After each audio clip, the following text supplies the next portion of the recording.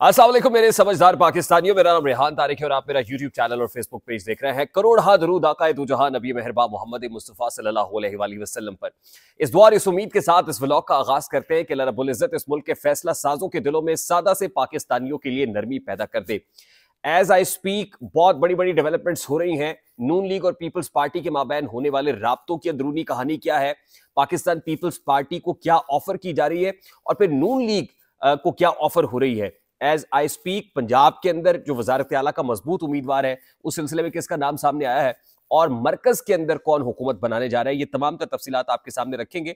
लेकिन उसके साथ ही बड़ी इंपॉर्टेंट चीज ये है कि general Asim Munir chief of the army staff की जानिब से इंतखाबात जीतने पर मुबारकबाद हकीकी मानो में किसको दी गई है। एक वीडियो भी खासी वायरल हुई हुई है और पाकिस्तान तहरीक इंसाफ जिसने आज मुल्क भर के अंदर एहतजाज करना था वो एहतजाज क्यों मौखर किया गया है, पीटीआई आज एहतजाज क्यों नहीं करी, हमाद अजहर ने अपने एक्स हैंडल के ऊपर क्या कहा है और आज ही अलीमा खान साहिबा से मंसूब एक ट्वीट वेरीफाइड हैंडल से सामने आ गई है और इस ट्वीट में किसको क्या मैसेज देने की कोशिश की गई है। मैं आपको यह भी बता दूं कि अब एक्सटेंशन वाली बात भी बहुत आगे निकल गई है। अब ये 10 साला प्लान है और इस 10 साला प्लान को बनाने के पीछे कौन है, कौन इसको वेट कर रहा है, होने क्या जा रहा है और कौन किसके पाँव पकड़ रहा है, तरले मिन्नतें हो रही हैं, ये सारे मामला आज के इस व्लॉग का हिस्सा होंगे। लेकिन उससे पहले मैं इंतहाई अदब से आपसे रिक्वेस्ट करूंगा कि अगर आपने हमारा चैनल सब्सक्राइब नहीं किया है तो चैनल को सब्सक्राइब कर ले। अगर वीडियो पसंद आए तो लाइक और शेयर करना इसलिए जरूरी है कि हमारा मैसेज तक पहुंच सके और अगर बेल आइकन प्रेस करेंगे तो ऐसी बहुत सारी वीडियोस बर वक्त आपकी निगाह से गुजरती रहेंगी। सबसे पहले तो मैं आपको बता दूं कि अभी तक पाकिस्तान पीपल्स पार्टी और पाकिस्तान मुस्लिम लीग नून के माबैन वो मुलाकात जो जाती उमरा में होनी थी वो नहीं हुई है, यानी फॉर्मली मुलाकात नहीं हुई। टेलीफोनिक कॉन्वर्सेशंस के ऊपर कुछ लोग जराए का नाम लेकर ये दावा कर रहे हैं कि पाकिस्तान पीपल्स पार्टी को नून लीग की जानिब से प्रेसिडेंसी ऑफर की जा रही है, कौमी असम्बली का स्पीकर नून लीग को ऑफर किया, पीपल्स पार्टी को ऑफर किया जा रहा है कि स्पीकर का उम्मीदवार आपकी तरफ से होगा, chairman senate Pakistan Peoples Party को ऑफर किया जा रहा है। देखिए सेनेट में पाकिस्तान पीपल्स पार्टी की अक्सरियत बनने जा रही है क्योंकि जो सेनेटर्स रिटायर हो रहे हैं मार्च में, अब पाकिस्तान पीपल्स पार्टी सेनेट के अंदर अपनी जो नुमाइंदगी वो बढ़ा लेगी क्योंकि इससे पहले जो 3 साल अभी जो सेनेटर्स मौजूद हैं जिनका 3 साल टेन्योर हुआ है उसमें पाकिस्तान पीपल्स पार्टी की अक्सरियत है और पाकिस्तान पीपल्स पार्टी अक्सरियती जमात होगी सेनेट में, तो चेयरमैन सेनेट तो ऑब्वियस है कि पीपल्स पार्टी का होगा। चीफ मिनिस्टर बलूचिस्तान के हवाले से जो सरफराज बुगटी हैं जो x care taker interior minister हैं थे और उन्होंने इस्तीफा देकर पीपल्स पार्टी में शमूलियत कर ली थी, वो चीफ मिनिस्टरशिप के लिए यानी बलूचिस्तान की चीफ मिनिस्टरशिप के लिए बड़े हॉट फेवरेट कैंडिडेट है। इसी तरह यह खबर भी सामने आ रही है कि पाकिस्तान पीपल्स पार्टी ने पंजाब का बड़ा ओहदा मांग लिया है। फिर नून लीग ने डेप्यूटी चीफ मिनिस्टर या फिर सीनियर वजीर की ऑफर पाकिस्तान पीपल्स पार्टी को करती है, ये भी है। लेकिन पीपल्स पार्टी पंजाब का बड़ा ओहदा मांग रही है।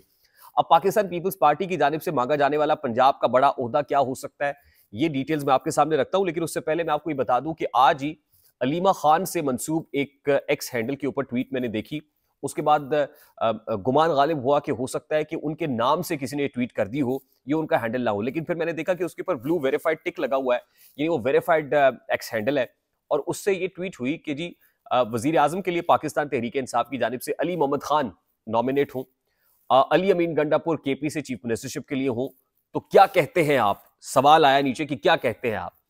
अब पाकिस्तान तहरीक इंसाफ क्या वजारत उज़्मा के लिए अली मोहम्मद खान को उतार रही है, क्या केपी की चीफ मिनिस्टरशिप के लिए अली अमीन गंडापुर को उतार रही है। देखिए पाकिस्तान तहरीक इंसाफ ने वजीर आजम बनाना है या नहीं बनाना है, यानी वजारत उज़्मा पीटीआई को मिल रही है या नहीं मिल रही है, लेकिन वो अपना कैंडिडेट तो जाहिर मैदान में उतारेंगे ना। और जब ईवान में वोटिंग होती है तो बहुत जरूरी होता है उस वक्त के ऑपोजिशन की तरफ से भी वजारत उज़्मा का कैंडिडेट हो और जाहिर अगर वो नहीं होता तो फिर वो ऑपोजिशन लीडर बन जाता है नेचुरली। लेकिन अली मोहम्मद खान का नाम क्या हो सकता है या नहीं हो सकता, इस हवाले से मुतजाद आ रहा है क्योंकि इस्लामाबाद के अंदर अभी भी पाकिस्तान तहरीक इंसाफ का जो बड़ा इजलास है वो नहीं हुआ और हमारे जराए ये दावा कर रहे हैं कि पीटीआई की तरफ से कुछ 4 से 5 ऐसे लोग हैं जो अपने आप को बतौर वजीर आजम का कैंडिडेट पेश कर रहे हैं कि हम वजीर आजम के कैंडिडेट हैं। पीटीआई की तरफ से कुछ लोग ऐसे हैं जो पंजाब की वजारत आला के लिए अपने आप को पेश कर रहे हैं कि हम वजीर आला पंजाब है, तो इसलिए पीटीआई के अंदर ये राय मुनकसिम है। फिर ये भी है कि एक्स के ऊपर कोई भी वेरीफाइड अकाउंट जो ब्लू टिक है वो ले सकता है क्योंकि अब तो एलोन मस्क साहब ने कहा कि सब्सक्रिप्शन फी आपको जमा करानी है, तो मैं देखता हूं कि मुतादिद लोग सब्सक्रिप्शन फी जमा करा के जनाब वेरीफाइड अकाउंट बना लेते हैं, तो इसलिए अलीमा खान साहिबा मुझे नहीं लगता कि इस तरह की हमाकत कर सकती हैं।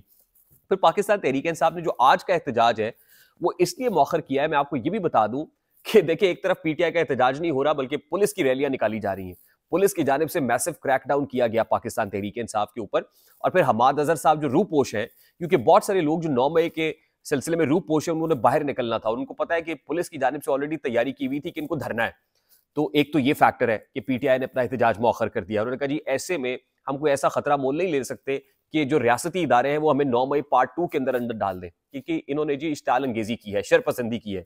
दूसरी इंपॉर्टेंट चीज ये है कि लाहौर के अंदर आज जो हाई लेवल की मूवमेंट है वो हो रही है। देखिए, पीपल्स पार्टी के साबिक सदर आसिफ अली जरदारी साहब बिलावल साहब को जाती उम्रा पहुंचना है। फिर आज जो ज़हूर इलाही पैलेस है ज़हूर इलाही रोड के ऊपर, वो भी मैदान कारजार बना रहेगा, क्योंकि चौधरी शुजात से कुछ मुलाकातें होनी है। अलीम खान चौधरी शुजात से मुलाकात के लिए पहुंचेंगे। फिर जरा ये भी दावा कर रहे हैं कि नवाज शरीफ की मुलाकात भी चौधरी शुजात से हो सकती है। और फिर पीपल्स पार्टी का अब जाती उम्रा पहुंच रहा है। यानी बड़ी हाई लेवल मूवमेंट हो रही है आज लाहौर के अंदर। लाहौर बड़ा क्रूशल है, तो इसलिए पीटीआई को इंतखाबी रैली की या एहतजाज की इजाजत लाहौर में नहीं मिल सकती। तो ये 3-4 फैक्टर्स बड़े इंपॉर्टेंट है जिसकी वजह से पीटीआई ने अपनी इस रैली को मौखर किया है। अच्छा, मैं आपको बता दूं कि अभी पाकिस्तान पीपल्स पार्टी ने भी तरले मिन्नतें करना शुरू कर दी हैं। पाकिस्तान मुस्लिम लीग नून तो कर ही रही थी, पीपल्स पार्टी भी करना शुरू हो गई है। उसकी बुनियादी वजह यह है, एक तो बड़ी वायरल वीडियो है सायरा बानो साहिबा की तरफ से। और सायरा बानो साहिबा जो है, आपको पता है कि जीडीए की तरफ से इलेक्शन कंटेस्ट कर रही थी NA 210 सांगड़ से। और सायरा बानो साहिबा ये कहती है जनरल आसिम मुनीर को मुखातिब करके कि जनरल आसिम मुनीर साहब, ये जो आपने पीपल्स पार्टी और PMLN को मुबारकबाद दी है ना इंतखाब जीतने पर, तो मैं आपको ये बता दूं कि जो इलेक्शन कैंपेन में हमारा पानी बंद करने की धमकी दी जा रही थी, पानी बंद किया गया है। हमारे 11 लोगों पे FIR हो गई है। 1500 के करीब ऐसे लोग हैं जिनके घर जलाने की धमकी दी गई है। ट्रैक्टर ऑलरेडी जला दिए गए हैं। तो आसिम मुनीर को डायरेक्टली मुखातिब करते हुए कह रही है कि मैं जान की अमान पाऊं तो मैं ये कह सकती हूँ कि पॉलिटिकल विक्टिमाइजेशन या विच हंटिंग जो आपकी माँ पे हो रही है, ये नहीं होनी चाहिए। अब सायरा बानो साहिबा बराह रास्त chief of the army staff को ये कह रही है कि आप मुबारकबाद पीपल्स पार्टी और PMLN को दे रहे हैं। देखिए, इस वक्त मैं आपको ये बताऊं कि आर्मी एक्ट में जो अमेंडमेंट का कानून पास हुआ था, उसके मुताबिक legitimate right chief of the army staff का यह है कि उनको 6 साल की तो मुद्दत मिली जाएगी, यानी 3 साल का period extendable for another 3 years, 6 साल। लेकिन अभी हाथ जोड़ के पीपल्स पार्टी और PMLN दोनों ये कह रही है कि भाई 6 साल के बाद भी जाने की बातें ना कीजिएगा, क्योंकि हम आपको जाने कहीं नहीं देंगे, हम आपको 10 साल तक कहीं नहीं जाने देंगे। और उसकी बुनियादी वजह यह है कि इनको समझाया ही गया है कि अगर किसी जगह पे मिलिट्री एस्टैब्लिशमेंट की क़यादत बदल गई तो इमरान खान कम बैक कर लेगा। ये कहा गया है मिलिट्री एस्टैब्लिशमेंट की तरफ से पीपल्स पार्टी और PMLN को कि अगर तुम मुत्तहिद ना रहे तो इमरान खान का कम बैक हो जाएगा। तो उसके लिए स्टेटस को का बरकरार रखना बहुत जरूरी है। और फॉर्मूला 10 ईयर्स यानी 10 साल प्लान के ऊपर अमल दरामद भी शुरू हो गया है।